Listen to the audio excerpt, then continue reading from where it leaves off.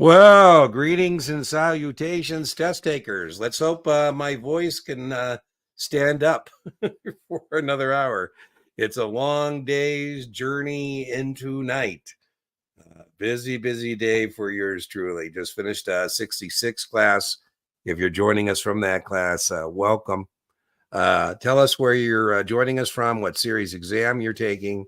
I'll take care of a little housekeeping, and then we'll knock out any content questions you may have.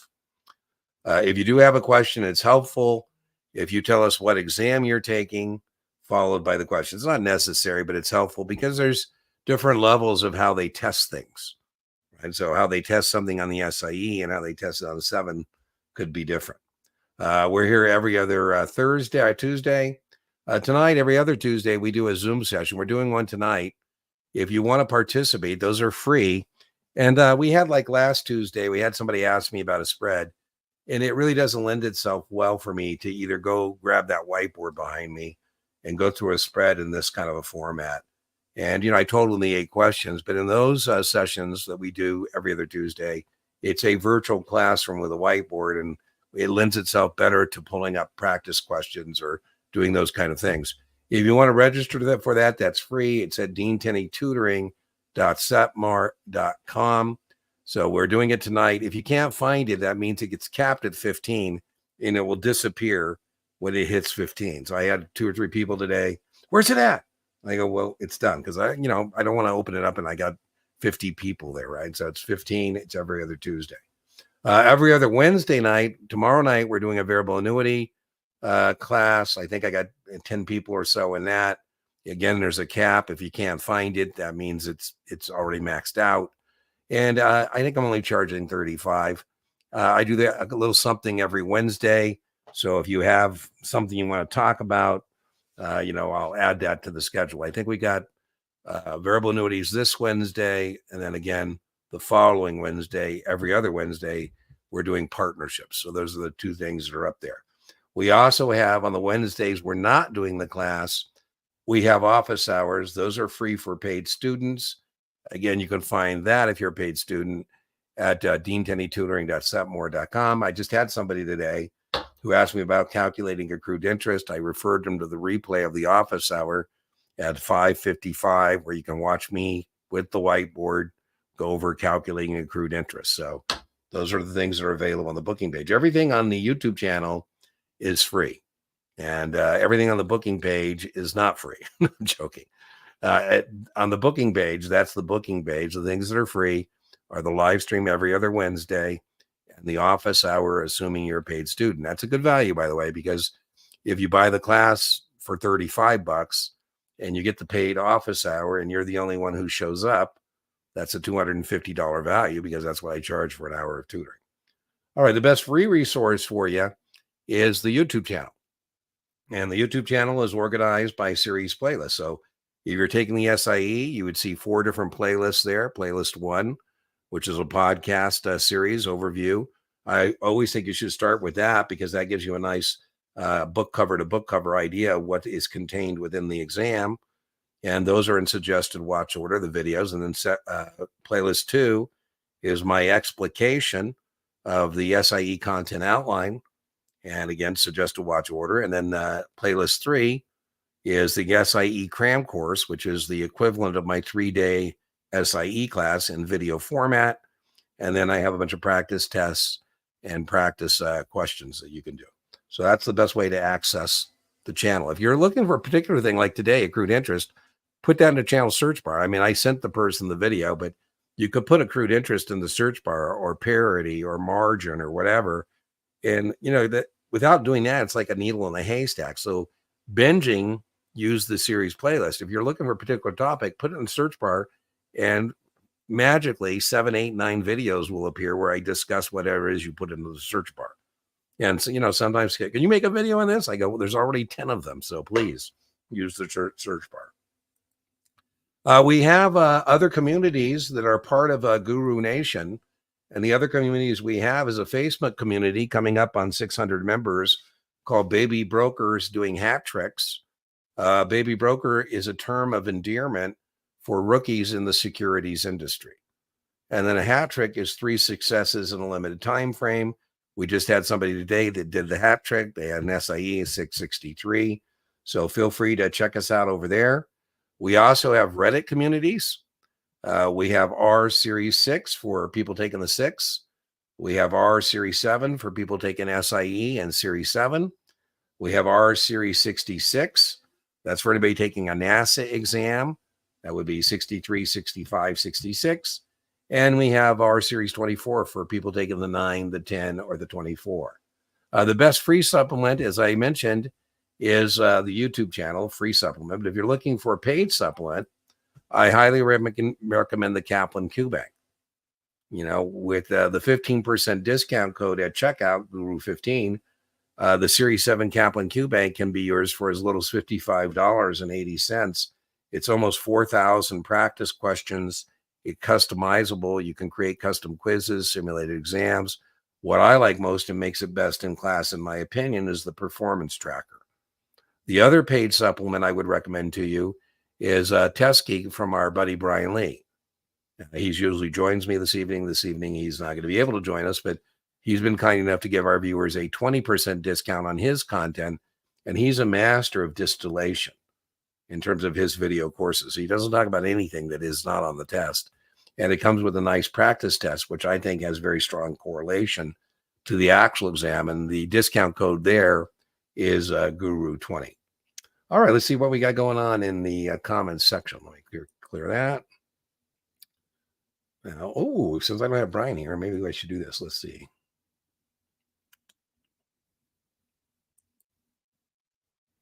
Oh, look at that. We can use our little, I don't know what they're called. All right, let's see what we got going on. Hi, guys. Second attempt on Series 10. Oh, man, the Series 10 is, Laura, such a slog. I mean, it is slog. I just think the slogginess is, I think, the more sloggy of all the exams. First attempt 65, moderate performance across all 4 sections. Ugh. Using Kaplan. Any advice for going into the second attempt? Never failed an exam. Well, don't, Laura, don't get your self-esteem wrapped up in it. I mean, that is definitely a challenge. I don't know if you already got your new test date. While the hurt is fresh, I would go to the Series 10 content outline from FINRA, and I would do a little intellectual inventory or debrief with yourself.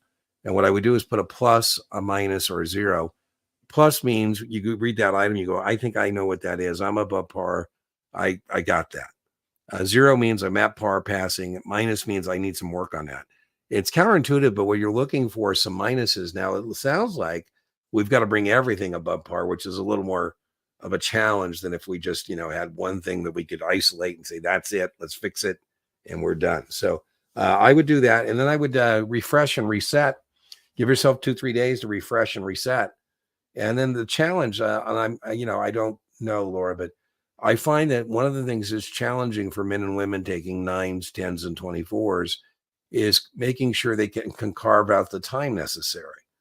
Because usually if you're a 9, 10, 24 candidate, you do have other things going on in life, work-related, family-related. And so it's much tougher, I think, to carve out the 90 minutes a day or 2 90-minute blocks to get some studying done. And I have a very smart lady, senior management level. And I said, listen, you got to carve out some time. And then she was chatting me up that I should be proud of her because she did 90 minutes, which I was suggesting. I did 30 minutes on the subway, 30 minutes at lunch, and then 30 minutes when I got home. I go, no, that doesn't work. It just doesn't work. So San Antonio, Texas, woohoo. USAA was headquartered there, but I didn't know at the time that they had also an operation in Dallas. How embarrassing is this? I showed up to the wrong campus of USAA. I said, I'm here to teach the 7. What are you doing here? You're supposed to be in San Antonio or where I forget, was I in Dallas? I was supposed to be in San Antonio or vice versa. Texas is a big place, big place. I've been scoring low 80s on my Kaplan for my 63. I think 80's fine, Michael. However, when I take a quiz of all my previously wrong, I score poorly. Well, no, I don't think you're at risk. Brian's test geek exams are pretty strong correlation. I don't think anything in there, Michael, makes me worry about you. I mean, I would be expected that you would score poorly on the things you got wrong. I mean, that's part of the process. So low 80s are good. 75 on Test Geek is good. So I don't think you're at risk. College Station, Texas. Woohoo. Taking the 66. All right, Austin. Where is College Station? Is it in Austin? Is Austin in Austin? I think there's what a university, College Station. I get them confused. There's what, Texas A&M, University of Texas, and what are the Longhorns? Are you a Longhorn, Austin? I think they're Longhorns are there. Hello, Dean. For the Series 7, what should we know regarding short interest theory and short squeeze? Well, they go together, kind of, right? I always wanted a show dedicated to like TMZ for finance. And I one day got my wish. I was watching CNBC, and Bill Ackman was chatting up his short position in Herbalife and talking about how it's a pyramid scheme and the stock is going to zero and he's sold it short. And man, as I was thinking about that, I thought, I'm not so sure I'd be on national television chatting up that I'm short Herbalife. And about the minute I'm kind of processing that myself, Carl Icahn calls it. And he says to Bill Ackman, do you know how dangerous this could be? This could be the mother of all short squeezes. All it takes is a guy like me to call his broker and start buying Herbalife and deny the loan consent form. By the way, while they're having this conversation, the Herbalife is going up. He called his brokers, and Carl Icahn said, I got this Bill Ackman guy in my sights. I'm going to squeeze him. Right? And so he's buying the stock and he's denying the loan consent form. As they're having this battle on CNBC, Bill Ackman says, my brokers have assured me I can borrow all the Herbalife I want. But the short sellers do represent future buyers. And, he lost a couple $2 billion in that Herbalife position. It's the only time I ever saw CNBC do a public service announcement. They said after this, they both hung up. You should neither go long nor short based on the discussion you just heard between, Bill Ackman and Carl Icahn. So a squeeze is when the short sellers are compelled to buy back the stock and close out their position because of maintenance call. Elon says he loves squeezing shorts in Tesla. He says, I don't think people know there's not a big public float in Tesla. Most of the stock of Tesla is controlled by myself and billionaire buddies. So it doesn't take many people to buy the Tesla to cause it to go up. And I love it when it goes up and those shorts get squeezed out of that position. They accelerate the bullish trend because now there's more buyers. It goes higher, more sellers get squeezed. None of that is testable, but short interest theory is. Theory isn't truth. Theory is just a way of explaining things. And the more a theory can explain, the better that theory is.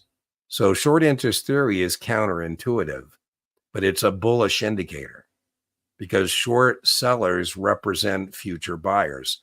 So we know that we have future buyers on the sideline and that those short sellers can accelerate. And that's the test question. Short interest theory says short sellers can accelerate bullish trends because as that stock breaks through that resistance line, those short sellers get maintenance calls. They either meet them or they got bought in. So that's what short interest theory is about. I sometimes joke, I call it the dead cat bounce. I had a customer who got mad at me when to buy the stock long at 40. And, I said, I'm not so sure I would do that. And it went to 30 and then it bounced to 33. And he said, I should buy it at 30. I go, well, that's probably people who shorted at 40 buying to cover and causing that kind of bounce. So that is the answer to the question. So what is short interest theory? It's a technical theory that says short sellers can accelerate bullish trends because they represent future buyers, right? Because to close out the short, you got to buy. Hey, Guru, Series 7, using Brian's paid modules. Does he have material for the entire test? He does. The entire video series is the entire test.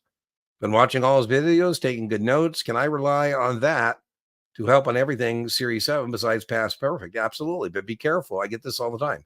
Brian, myself included, We never tell you that our supplements are a substitute for paid study materials. So you need paid study materials. Past Perfect, I think, takes you in the weeds. So I think Brian will be pretty good as distilling some of that stuff you're getting on Past Perfect and what part is testable and what part is not. Good evening, Lady Brill. Good evening. Good evening. Series 65, Kaplan Kubik. Oh, I forgot. Remind me next week if you think about it. Next Tuesday, I did get a couple good 65 debriefs come in, and every draw is a little different, but maybe I'll share those with you. 76ers, I like it. 3,000 questions. Love it, Ryan. I've not failed a single test. All looking good. I think yeah, you're ready. Go. Nothing there makes me think you should not go stick the landing, right? You're circling the airport. No sense circling. Come on in. Land the plane. Get on with life. Why would you want to stick around in Series 65 Fantasyland when you can pass the test and get back into the real world? I never get to leave 65 Fantasyland. I'm stuck here permanently. No wonder I'm demented. I think Exam FX, Jeff, is a little skinny. So I would highly recommend a supplement, and a paid supplement would be a good one, would be Test Geek. Where can you find that? Just testgeekexamprep.com will take you, just put it in your Google machine and it will magically appear Brian's website, and you can find him there. Remember, Guru20 is the discount code for the supplement, and he's pretty good on NASA stuff. And Jeff, we did a 65 podcast, Brian and I together as a collaboration, and I highly recommend that. No surprise. Past the 66 first time. Woo! Can you guys hear the bell? I'm not sure if my mic picks up the bell. I was ringing the bell on the other day, and I'm not sure. So if somebody can chat, tell me you can hear the bell, or is it just the bell? I mean, this mic might have a filter in it that's taking my bell ring away. Well, I'm glad when the video's up. You know, it always is very gratifying to me when the YouTube channel contributes to testing victories. You know, Matt, I don't overthink it. And here's what I think has made the channel number one. We're coming up on 5 million views. Can you believe that? I don't pay for subscribers. All my subscribers are real. 37,000 something subscribers. Over 1 million hours of people who have watched over 1 million hours of those videos. And what has made the channel number one is two things: contributing to testing victories, pretty simple, and referrals. I mean, that's the secret. I'm not an asshole. I don't ask people to subscribe. I don't ask people to share, right? I figure, you know, if we can add some value, you'll do your part. So I'm glad to hear that, man. Glad to hear that. What sort of, 66, Christopher, if you tell me you missed the 66 because of options, I'm going to say, I don't think so. They're very basic. It's mainly hedging. And if you've already passed, oh, you haven't done the 7 yet. Well, you know, maybe guess B, assign it to the universe. I think there's more target rich environments for you on 66 than trying to master options for the 66. I don't think they'll be any more complex than what you encountered on the SIE. But the 66 does assume that you have a 7. It's a prerequisite. So I would spend time elsewhere. What I mean by that is it's mainly hedging, and there's a future question or two, but you'd be better served to spend time in like disclosures, unethical business practices. That's more like 20 questions. So buy a put on a stock would be there for sure, right? I have some money coming into the client's portfolio and I buy a call to lock in the price. Very basic stuff. I always am torn on 65 and 66 about how many, you know, option videos to even put in the list, because I mean, there's other places you could spend time. Hi, Dean. Thanks for your time. We always appreciate it. 66. Is there a simple way to differentiate between trust accounts? Not really, but it's only a couple questions. I would be able to distinguish between revocable, where I can alter the terms, which is pretty straightforward, and irrevocable, where I can't alter the terms. I would know living trust means I'm granting or creating the trust while I'm alive. So, but I don't have any tricks for that. Question on Series 7 hedging strategy. Well, Daisy, as I mentioned, this doesn't lend itself well without a whiteboard to do that. And I would highly recommend you go to deankennytutoring.setmore.com and join us for the next available live stream overtime session where I do have a whiteboard. That being said, I'm going to answer your question. So a protective put is when we buy a put on a stock position, right? And so it's buying insurance.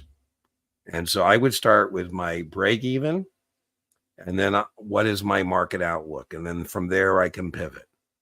So stock always dominates.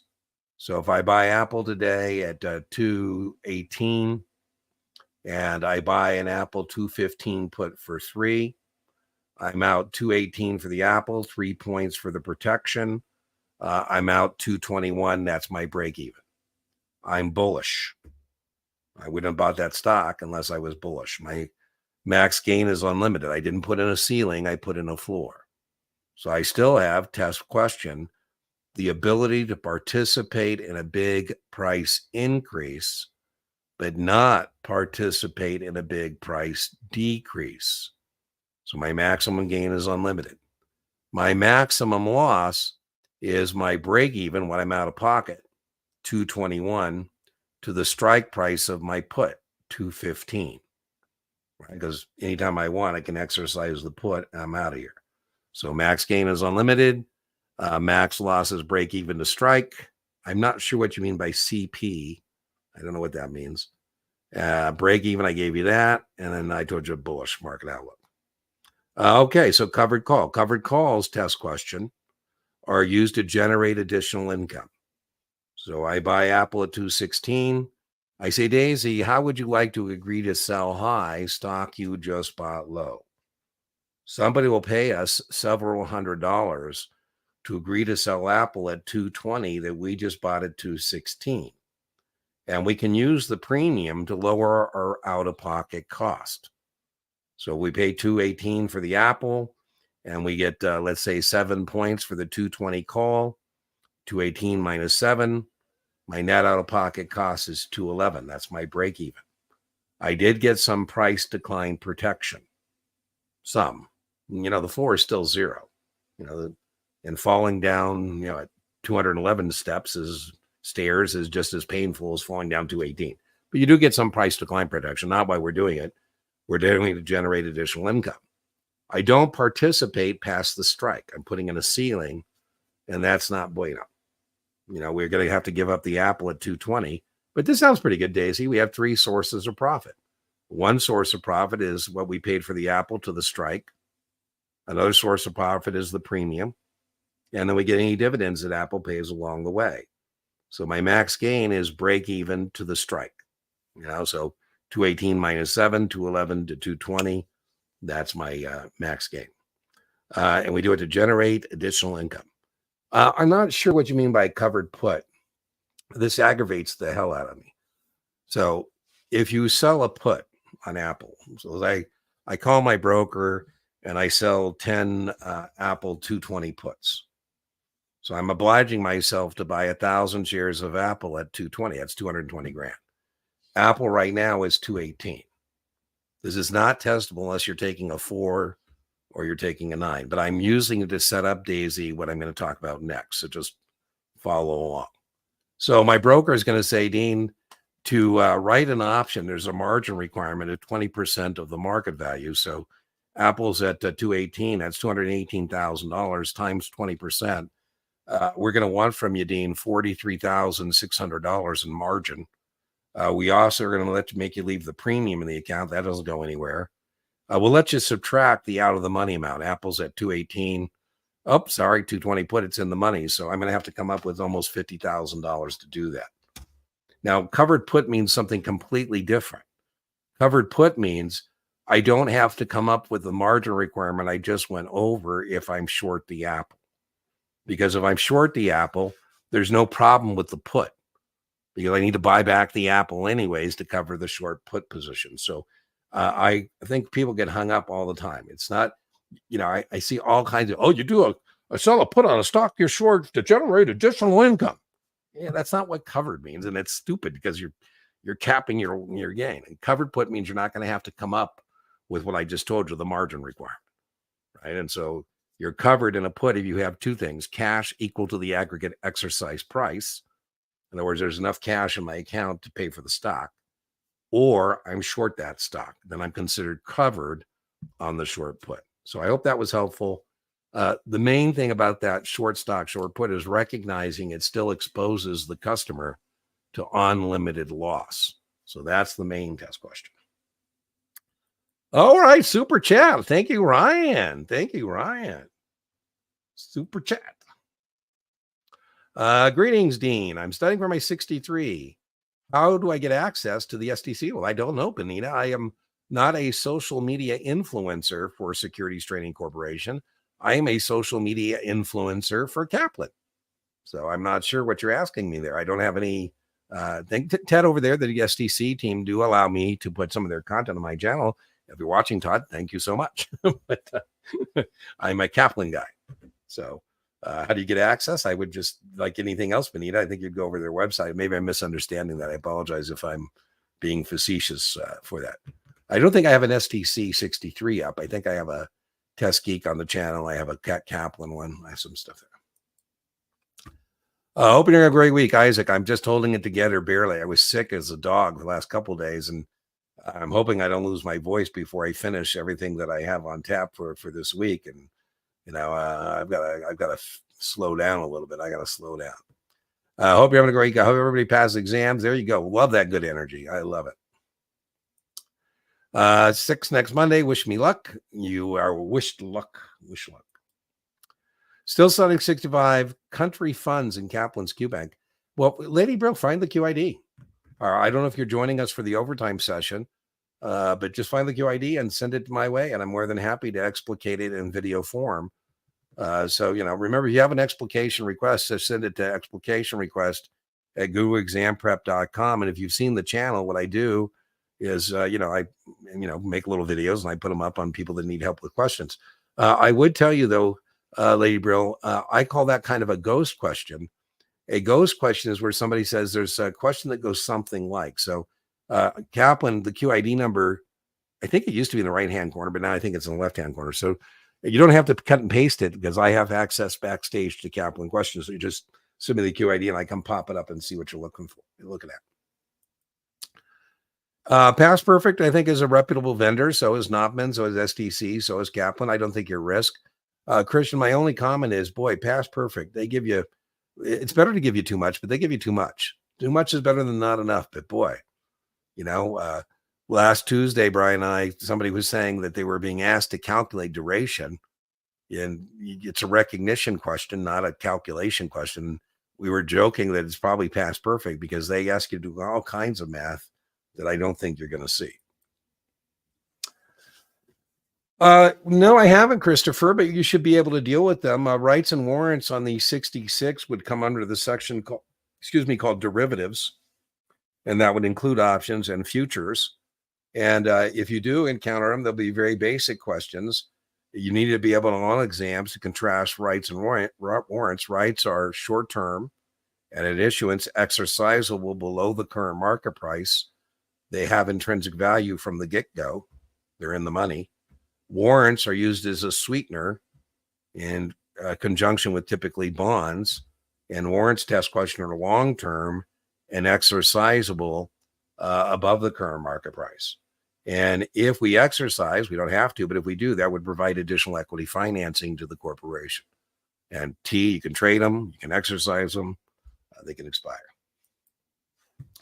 Hello, Dean. Studying for the SIE, and as silly as it sounds, I struggle with the concept of selling to open and close, opening, purchase, sell. Well, that's testable, and it's, I don't make you feel better, but, people do struggle. I think of the casino, right? On Friday nights, sometimes I go to the casino and I establish my position by doing an opening purchase. I go to the cage and I buy some chips. My opening purchase is the casino's opening sale, right? I'm buying the chips, they're selling the chips, right? When I'm done gambling, I go to the cage and I do a closing sale. And what I'm hoping is I got more cash in than cash out. My closing sale is the casino's closing purchase. This will be an A, B, C, D question on the SIE. A, opening purchase. B, opening sale. C, closing sale. D, closing purchase. And again, it's recognition. Now in 7, you have to be able to deal with a little more. I joke, sometimes when I open up my Zoom link for tutoring, I say, what would you like to talk about? You've done an opening purchase. You're long an hour of tutoring.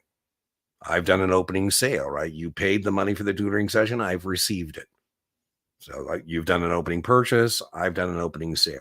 You're long. I'm short the tutoring session, right? So if I ask you on the test, this is very testable. Every video I make when I have the opportunity, I have this as a practice question. If I ask you on your SIE, how do you establish or add to a long position?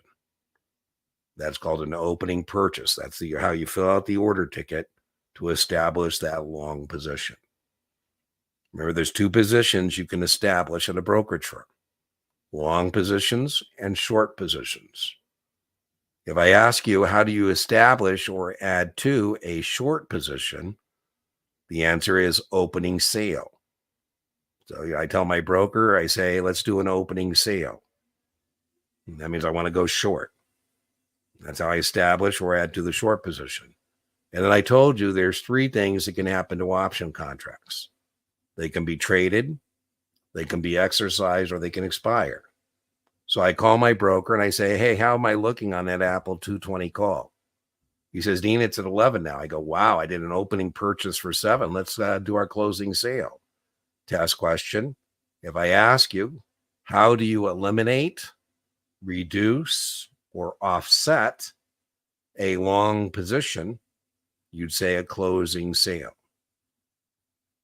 If I say to you, I say to my broker, hey, man, that short position's killing me. Well, what can I close it out for? He said, Ding, the premium is 5. I say, okay, let's do a closing sale. If I ask on the test, which of the following orders are used to eliminate or reduce or offset a short position? That would be a closing purchase. I will link SD to a video. I have an entire video on that.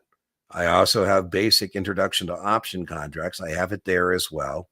I highly recommend it for your SIE. Introduction to options is the video. I'll put it in the video description so you can find it. I'd watch it. It goes over contract specifications. It goes over all this kind of stuff. I also would watch basic options. I have 4 options videos that should be watched in sequential order. You only need to watch the first 3 if you're taking the SIE. It would be introduction, basic options, and then stock plus options.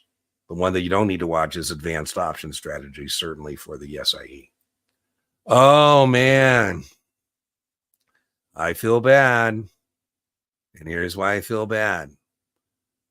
Someday, you're going to have to circle back and take a 7 and a 24. Everybody I've ever known who takes a 6 and a 26, someday they come up with a new product and you have to take a 7 and 24. Have you already done your 6 in SIE? Cool. 3 suggests to me, that's commodities, futures, that you're doing some kind of exotic product, or the fund is, and hence you need a 3, which tells me that eventually you're going to need a 7 and a 24. But wishing you good luck. I have a 7th playlist I haven't done anything with. I keep meaning to put up some content for the Series 3, but I just, I'm a one-man band. What can I tell you? I don't know if I'm ever going to get to teach a live Series 3 class, but man, they're so fun. Series 3 is so fun. When I would teach it, half the class would show up in pickup trucks and overalls and cowboy boots and lunch boxes and actually just got through milking some stuff. They actually own soybeans. And the other half of the class would be guys in pinky rings and gold chains and Armani suits and Porsches. And, they're speculating. So, speculators and hedgers. Oh, 63. Well, there you go. That makes more sense. I would ask 65. I would also ask Ryan, well, you got a super chat.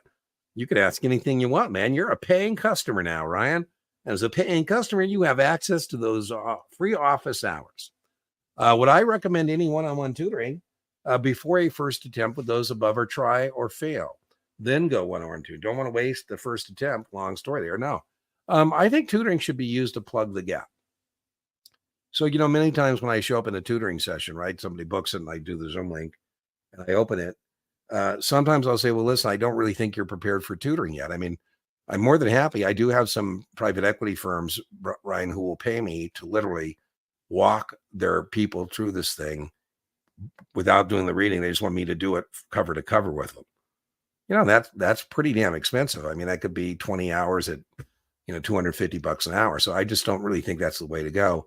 I think you should use tutoring to plug gaps, any gap you have, what's on your team to-do list. And a lot of times, Ryan, I'll reschedule. I don't, I tell you don't get a refund, but I'm pretty mellow. I said, why don't we reschedule this at a point in time where you have, I make you tell me what your agenda is, because, I need to know what you want to talk about. So my answer to that is tutoring. If you have the resources, obviously, I think it's a great thing to have available to you, hopefully you're not, by tutoring and, I'm not going to do the video over with you again, right? So, but you have all the free tutoring replays. A lot of times, Ryan, people give me permission to, put their tutoring session on a replay. In the 65 playlist, there's several tutoring replays you can watch. So it's up to you. If you feel like before your first attempt, you have some things you'd like some clarification on, then by all means, I would book a tutoring session. But if you think you're okay, your practice scores are okay, go take the test. And then if you do miss the mark, then immediately while the hurt is fresh, think about what tutoring could have helped you plug that gap. So I hope I'm articulating. I'm not sure if I'm doing a good job articulating. I think tutoring should be used to plug the gap. It shouldn't be, something you're using to not read the book or not do your work. I had somebody today, and I'm trying not to be mean-spirited, but I said, listen, it's not my job to do your work. It's not my job to read the book. That's your job. And I think you should do that before you. And then this guy was pretty upset that I didn't tell him what the answer to he asked me about a question about clarification, and I told him what it meant, and then he wanted me to answer it. I go, well, that's your job. Why don't you tell me what your answer is first, and then we'll go from there. So tested Saturday, 89. Oh man, that hurts, Sarah. Well, as I said, while the hurt is fresh, do that intellectual inventory with yourself. Print out the content outline or test specifications and see where those holes may be that we can next time plug that gap on.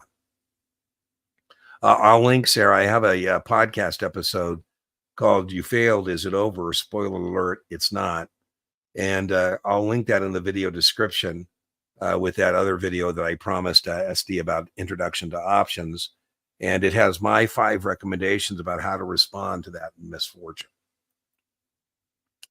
Taking the 65 next week on Friday. I'm starting to take my final exams for the program I'm doing. Any main recommendations? Where should I focus my energy on now? 65 next week on Friday. Final exams now. I like it.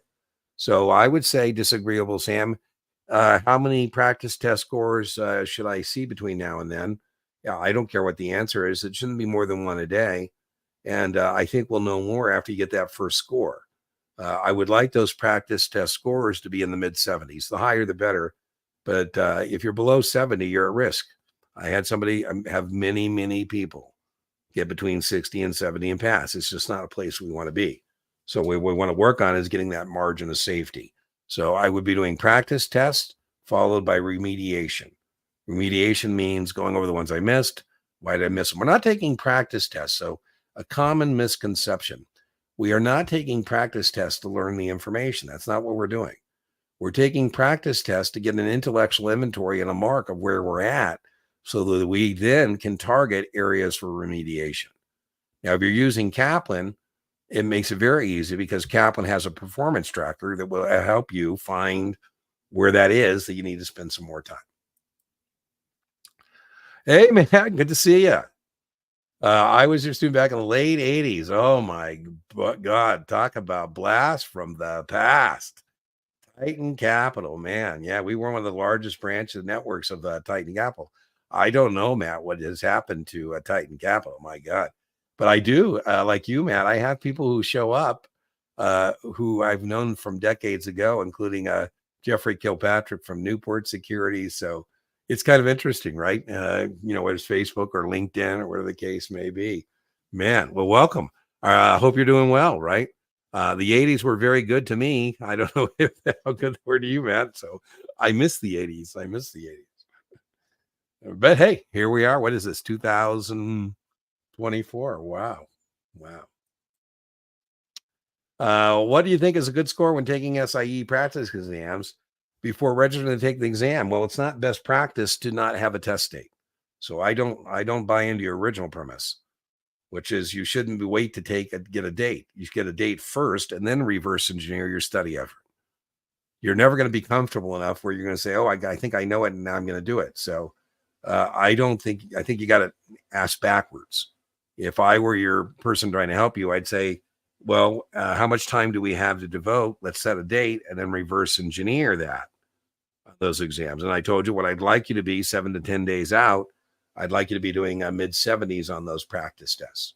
So I think you should register. You should get a test date. So, I've had people in tutoring sessions say, I'm going to reschedule this and you shouldn't be getting tutoring until you have a test date. Your brain will draw you to the information if you have a test date. If you don't have a test date, it's hard for your brain to kind of, get down, dig in and start, getting this stuff done.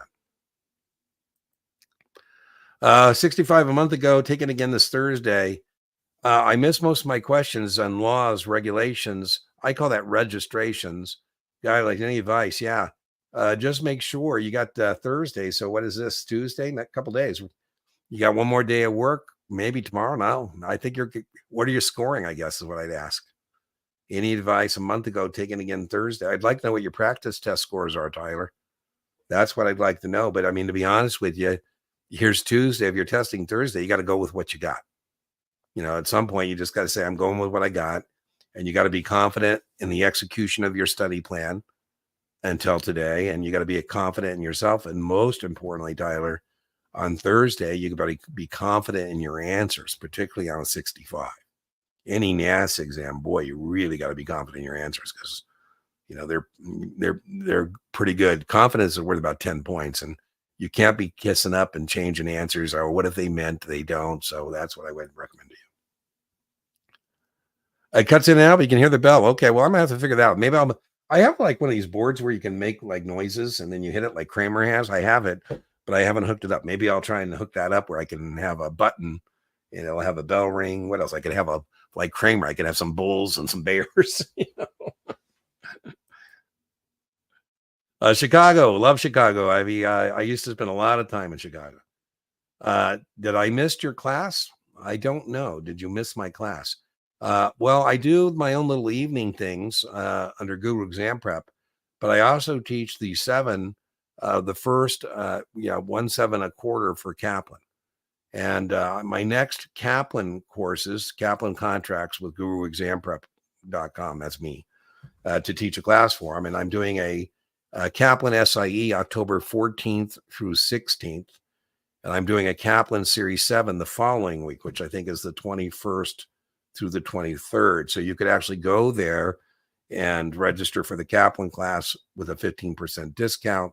And then I also do evenings every other Wednesday, and sometimes it's 7 stuff. Like we just did a debt securities class. We did a customer account class. So those are the other classes. And then Kaplan, one of the senior guys at Kaplan called me and goes, hey, Dean, what's these evening things? Just fun, we're just making videos. There you go. Thank you for letting me know. Where did I get the stock ticker in the background? I got that from, it's called Glance Media. Glance Media. And, it wasn't as seamless as it looks now. And every once in a while, it kind of shuts down on me, but I like it. They're coming out with a new and improved version, and I think I'm going to go for that one too. So it's called Glance Media. Glance Media. Thank you for all these free supplements. I heard your voice in my head along with Esposito. I love Mark Esposito and Brian. They are my brothers from another mother. 6 months reset now. Okay, well, like I say, Sarah, just take a break. Looks like you have a family there. Put in some family time and then get your head back on. And when you're ready, like I say, when you're ready, you can set the date, reverse engineer your study effort. Cody, back to studying regime after failing 66, taking a week off to refresh, recenter. Always should do that. Looking for the crush. That's the right attitude. That's the right attitude, right? Thanks for the feedback. Says I can attempt. Oh man, Laura, it's tough. Debrief through early day of the first exam. Yeah. Should I spend days on simulated Kaplan or supplement quizzes? I would do. Excuse me, I've been getting sick. I'm hoping I'm going to get on the upward swing instead of downward swing. I would recommend trying to do practice finals, but boy, as you know, it's a slug to get through one. So the quizzes, I understand, may fit better into your timeline. But I would definitely try and do practice tests, maybe 2 a week or 1 a week, or what's this, the 30th and the 16th. Maybe you can do 3 or 4 practice tests, and we can get some scores and then remediate on the ones you missed. So that would be my recommendation. So, and training consultants is a little light. So I don't mind having them as a supplement, but they're a little light. So, but different voices are okay as long as they don't cause you to go backwards. Had a country fund question on the test. I don't know. Well, was it closed-end fund? Oh, that makes sense, Sarah. So thanks for the debrief. So are you still out there? Who was it that had that? That was, don't tell me, I have it here. Who was asking about that country fund? It makes sense. I use all the time in my discussion of open end versus closed end. I use the Mexico fund MXF, and it trades on the New York like a stock. And so, yeah, a lot of closed end funds are country specific. So that makes sense. Now, I would be interested to know if it was really a question about a country fund, or was it really a disguised closed end fund question? Because those are big time test fodder about contrasting open end and closed end funds. Let's see. We did that one. Looks like about a sequence here. All right. Woo! Ask not for whom the bell tolls. It tolls for thee, Andrew. Yeah, my 60-minute videos are very popular with folks. I don't think you're going to learn it the night before, but it's not a natural circadian rhythm. So in those, 60-minute videos, I'm hoping to just get your brain kind of thinking about it, rather than warming up on the actual exam. Scoring horrendously low for state registration of securities. Well, good news, Jordan. That's only a couple of questions. So if you tell me you missed that because of that, I'm going to say you had other problems. There's only 2 ways to register a security with the state. It's coordination and qualification. Qualifications for anything we can't coordinate. We have federally covered securities that don't need to be registered. We have exempt issuers. I wouldn't worry so much about exempt issuers, but non-exempt means a corporate security, right? So there's only a couple questions there, and in registration, registration on NASA exams about 65, 66. Registration of securities, registration of broker dealers, registration of agents of broker dealers, registration of investment advisors, registration of investment advisor reps. Jordan, the most questions are on investment advisor registration and investment advisor rep registration. 2 or 3 on registering securities, 2 or 3 on broker dealers and agent of broker dealers, 5, 6, 7 on investment advisors and investment advisor reps. Got my Series 7 on Monday. Yay! Oh, I read it like you got your Series 7 on Monday. You passed on Monday. My bad, Goon the Builder. You're going Monday. Okay. Now I'm on the right page with you. Yeah, I recommend the playlists, as I always say, are in suggested watch order, and the videos in them are in suggested watch order. So the answer to your question is watch playlist 1 and then watch playlist 2. Playlist 2 is where I explicate the Series 7 content outline from FINRA. And then if you have time, playlist 3. Playlist 3 is the Series 7 cram course, and it's basically the video equivalent of my 4-day Series 7 class. And if you're done with that and you want to build it out, then we have Series Playlist 5, which is, vendor lectures aren't working for you. Here's my version of a vendor lecture. Right? So we got lots for you. It just matters how much time you have. Read the book twice. I love it, Jessica. I wish I could get everybody to read the book twice. People are incredulous when I tell them you got to read the book cover to cover and close to one setting as possible. Yeah. Well, I don't know what exam you're taking, but there are way more questions on bonds than stocks on all these exams. So, bonds are definitely, debt instruments are much more testable than equity instruments in general. There you go. I love it. 70s, that's where you need to be. That's okay. You just got to keep working. Got to be gentle on yourself. It's part of the process. So part of the process is missing questions. I had somebody who was telling me, Dean, I missed like 200 questions today. I go, great. Let's try and miss 300 tomorrow. The more questions we can miss, the better off we are. Oh, well, you're my pleasure. That's what we're here for. Practice high 70s, 80s. Love it, Tyler. Love it. Give you an update after test. Looking forward to it. Circle back. I really appreciate victorious test takers who circle back. It's so good for morale, and it's really great for other test takers because, I don't know why they wouldn't want to believe me about what's on the test, but, it's always helpful to have an independent person who does that. And so I'm always very grateful, whether it's in our Tuesday live streams or on our Facebook or our Reddits, to the people who, even though the reason and the season are over for us, I come into your life for a reason and a season. The reason is to pass your exams, and the season is how long that takes. And in most circumstances, once the reason and the season is over, we part company, and maybe like Matt, we bump into each other decades later.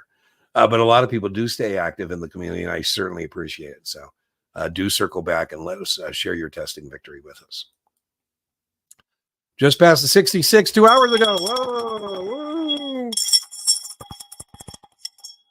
All right, there you go, Robert. So Robert's in the house, victorious test taker. Anybody has any questions, Robert is in the house, and maybe he'll be kind enough to take some questions from you if you're taking a 66. Taking the 9, another sales supervisor in the house. 9 and 10 together are sales supervisor, branch office manager. I'm not sure, Laura, whether you already did your 9 and knew you're doing the 10, or you're doing the 10 first. DJ Aero, we had somebody who's taking a 10. I think the 9 is much easier to do than the 10, just because it's a little more isolated. And the 9 is mainly about sales supervision, so I think you'll be okay. Spreads are our friends as sales supervisor, because in a spread, all the action takes place between the strike. I don't know if you were with us, DJ Oro, but we had a question about margin requirements, which is certainly not on 7. But on 4 and 9, the spread gets rid of the margin requirement, right? Because if you sell the 220 Apple calls and you buy the 240s, all I'm going to ask you for in terms of margin is the difference in the strikes less your credit. If it's a debit spread, I'm just going to ask you for the debit. 66 was much easier. Well, we love to hear that. Love to hear that. That's great news, Robert. Now, remember, every draw is different. So it sounds like Robert got a dream draw. I'm wishing for all of you a dream draw. Everything you studied shows up and you go, man, I don't know what the big deal was. But we got to be prepared for the face of death draw. We got to be able to take down any draw of the exam we encounter. 65 Thursday, STC green light, 68. I love it. 80 today, looking good. I like it. Should I do one more practice test? Well, let's see. This is Thursday. I think, Drew, it depends on your psyche. What I mean by that is, if you're going to be okay, I think you're not going to go back to 68. But, maybe you get a 75, and I think that would be fine. But if you think there's a potential to go backwards psyche-wise, then my answer is no. If you think it will help you keep your rhythm, and maybe you do better than 80, or you stay in that range and you think it'll kind of keep that rhythm going, then I say yes. So with an 80, I think you've earned the right to do whatever you are most comfortable with. I'd like to have one more score, because I think the one more score, I'm not your corporate trainer, but if I was, I would like that second score, because that second score, I think, would confirm that you are closer to 80 than you are to 68. And if I'm somebody who, counting on you pass the test, that would be good for me. But I also think it would be good for your psyche. So that would be my input. It was a country fund would best be described as. So kind of interesting. I like that. So we're getting closer to those. I call them ghost question, but it sounds like we're getting closer to what they're asking. And that happens every once in a while. So I'll get a lot of debrief and I can't figure out what people are seeing. And then all of a sudden, that's what they're seeing. That's what it is. Yeah, Lady Brill. There you go. So Lady Brill, She said she got it, and I think you heard or saw it in chat that it was a closed-end fund question. The country funds would typically be organized as country funds, like the Mexico fund, the Spain fund, the Japan fund.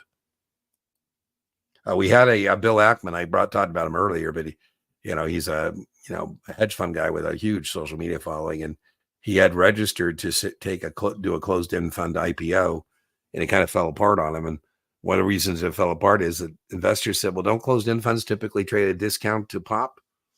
Well, yeah. Well, why would I pay pop? There he was. Sarah said, middle of the test with death row. That's why you got to hang on, right? You got to hang on. I wonder when people get into that. What is that saying? If you're walking through the valley of the shadow of death, keep walking so you can get to the other side. And I think sometimes people get their psyche gets challenged, their confidence, when they get to those areas of the test where they're not feeling so comfortable. And then I think they mentally are tired and they start missing questions just because they're not in a good place. So I'm a big believer, if you need to step away. If you're feeling like you're in a bad spot, I'd say, hey, I got to use the bathroom. I'd step away, take a mental trip to Tahiti, be back quickly, but, step away and then come back to it. All right. Love it. Test Geek practice. Planning on taking that tomorrow. Yeah, that's got a very strong correlation to the actual exam. So that'll give you a good mark of where you're at. 63, what videos do you recommend? I have a 63 playlist. I would just go to the 63 playlist. Again, the videos in the playlist are in suggested watch order. So I would definitely watch my 63 and 60 minutes. I definitely watch my Mighty 90. I'll link in the video description. The Mighty 90 is the 63 and 90 minutes. I teach it as an afternoon class, and I thought, I wonder if I could teach the whole damn thing in 90 minutes. So I'll link to that for you. So those would be two that for sure I would check out. Help practice questions. So Gabby, an individual owns 800 shares with a cost basis of 55. Cost basis is simply when I turn the money into the stock, right? So it distributes a 15% stock dividend. So I need to know how many additional shares I'm going to get. So I'm going to take 800 shares. I'm going to times it by 15%. And so I'm going to get 120 more shares. So I took 800 times 15%. Now I'm getting 15% more. So is everybody else's. So now I have a total of 920 shares. So that's the first thing. I got to figure out how many shares I got. Not taxable left. All right. So I paid 800 times 55. That is 44,000. 44,000 was and still is my cost base. That's 800 times 55. 44,000 was and is still my cost base. However, that 44,000 did not buy me now 800 shares. It actually bought me 920 shares. You can get a lot of these right by just knowing I got more shares, something more than 800 at something less than 55. And a lot of time in the answer set, there'll only be one that has more shares at a lower price. So now I'm taking the 44,000, I'm dividing by 920, and my adjusted cost base is $47.83. $47.83 a share. If I sell for more than that, I've got a gain. I sell for less than that, I've got a loss. Right? So that's how we go about that. What I'd like to do is sell the 800 share, 920 shares at 55. So I didn't make any money. And they said, well, no, Dean, you got to adjust your cost basis, right? And thank you, Gabby, for joining us from Facebook. We broadcast to Facebook, LinkedIn, and YouTube. YouTube is our preferred platform, but I'm always grateful to see people joining us from Facebook. So I hope that was helpful. Birmingham, Alabama. Also, shout out, you read past the SIU. Woo! The STC book. Yeah. Well, hey, listen, the books are not, they're not Russian novels. They're not, British romance novels. It's a slog. I get it. It's a slog, but it's necessary. It's a necessary slog to read the book. All right. Looks like we're at the end of our session today. And what we typically do is we do a drawing, and the drawing is for a office hour without being a paid student. It is also for any class that's up on the booking page of your choice. And to participate, let me get our word. What's going to be our word for today? Let's put pass. And you got to put it exactly how I'm going to show it to you in just a sec. If you want to participate, you've got to put it exactly into the chat the way you see it on the screen I'm about to share with you. And boom. Boom. Boom. Boom. And you go to Dean Tinney. Let me just put that there. If you want to participate, put pass in there. Looks like we only have one entry. Oh, that's pretty depressing. And And you can send me an email. You don't need to, because you can go to the booking page and you can just book. Let me probably just put that there. Right. So if you win, go to deantenneytutoring.setmore.com and you can sign up for the office hour, which is usually just for our paid students. You can't sign up there for the class of your choice because there's a paywall. So that you can send me an email and I'll send you the link so you can get into the class without the paywall. Tomorrow we're doing variable annuities if you want to join us for that one. All right, we got 11. Any more people that want to participate? Is that it? All right, here we go.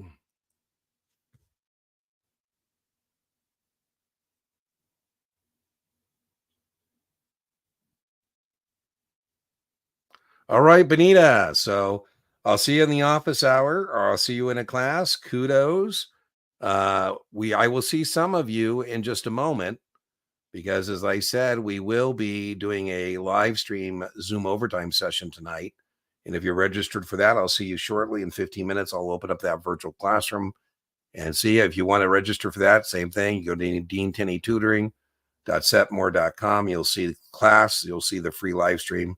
And you're welcome to join us for the next one. We do that every other Wednesday. And as I said, it's capped at 15.